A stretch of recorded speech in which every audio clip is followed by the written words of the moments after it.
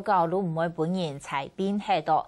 照教育部嘅統計，對民國90年到99年，全國各地整編裁撤第四學校總共143間。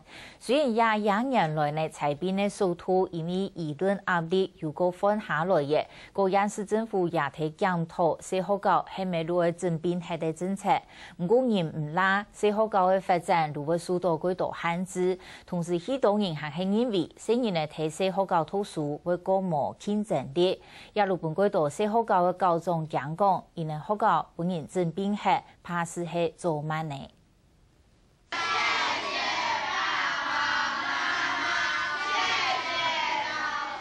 中秋時間，皮條國小全校師生就話試到太禮堂、休下室和世界應用午餐。呢間24間人嘅四學校，有13屆高職員，平均2個學生是半島一個新生。學童唔單止得到各校嘅照顧，是連學習嘅機會未被撇殺加以說。不管是動態的，比如說田徑對抗賽啦、運動會啊等等；靜態的，比如說國語文競賽啊，或是一些音樂性的表演，幾乎我們每一個小朋友都有上台的機會。都是一些大學校可能沒有辦法讓很多同學能夠有機會體驗的。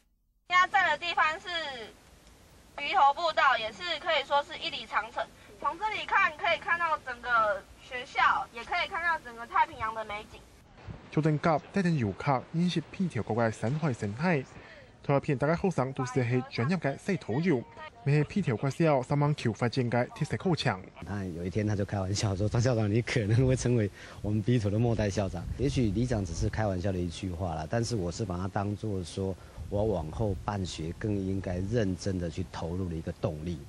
不到每本人裁編，有1到4學校從皮條國小內加入發展特色學校行列，但是話元素經營實未咁簡單。用裁編成嘅5公國小助理，前邊嘅校長郭雄娟發展特色遊學，判到真好。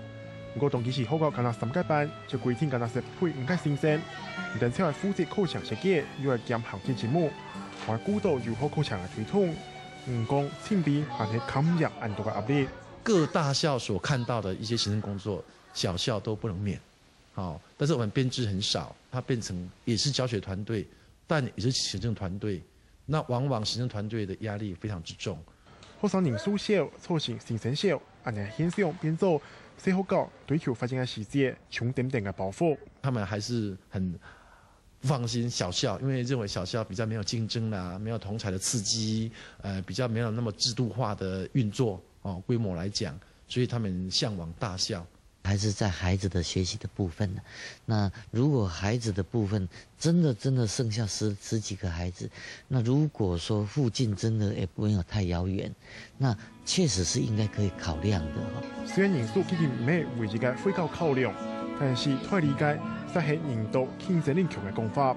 最近幾年因為輿論嘅壓力，固然是整編學嘅政策暫時停擺咧，但是在教育制度還有觀念做好冇改變嘅情形下，面對少子化還有都市化嘅衝擊，恐怕或經營外國式學校會近來更艱辛。客家新聞黃啟祥、林建洲、廖啟正台北報道。